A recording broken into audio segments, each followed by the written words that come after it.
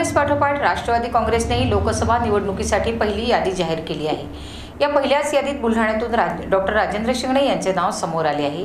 त्यामुळे राष्ट्रवादी कार्यकर्त्यांनी व शिंगणे समर्थकांनी या उमेदवारी घोषणेचा फटाक्यांची आतिषबाजी करून आनंदोत्सव साजरा केला।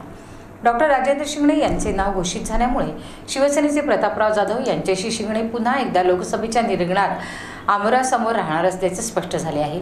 सन 2009 मध्ये प्रतापराव जाधव यांनी डॉक्टर शिंगणे यांचा केवळ 28,000 मतांनी पराभव केला होता। विशेष म्हणजे दोघांनीही पहिल्यांदाच लोकसभा लढली होती। सलग 2 वेळा विजयी ठरलेले प्रतापराव जाधव यांच्या विरोधात डॉक्टर शिंगणे उभे ठाकणार आहेत। दरम्यान केंद्राच्या विविध योजना आणि जिल्ह्यातील सर्वांगीण प्रश्नांचा अभ्यास करून खासदार झाल्यावर हे प्रश्न सोडविणार असल्याचा विश्वास डॉक्टर शिंगणे यांनी व्यक्त केला।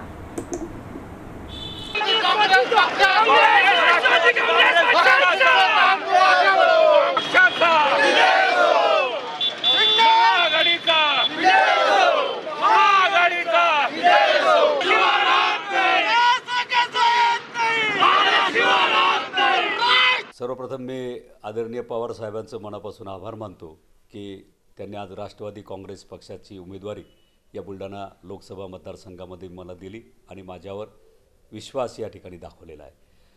त्या विश्वासाला सार्थ ठरण्यासाठी आणि बुलढाणा जिल्ह्यातील जनतेच्या विश्वासाला सुद्धा त्या ठिकाणी सार्थ ठरण्यासाठी मी पुढच्या 5 वर्षामध्ये निश्चितपणे केंद्र शासनाच्या ज्या जिल्ह्यामध्ये योजना राबवल्या जातात, वेगवेगळ्या खात्याच्या ज्या योजना असतात त्या योजना आणण्याचा पूर्णपणे प्रयत्न त्या ठिकाणी करेल। रेल्वेसारखे प्रश्न असतील, आरोग्याच्या संदर्भातले प्रश्न त्या ठिकाणी असतील, इरिगेशनचे म्हणजे सिंचनाचे महत्त्वाचे प्रश्न त्या ठिकाणी असतील, रस्त्यांचे प्रश्न त्या ठिकाणी असतील, शिक्षणाच्या बाबतीमध्ये उच्च शिक्षणाच्या बाबतीमधले प्रश्न त्या ठिकाणी असतील।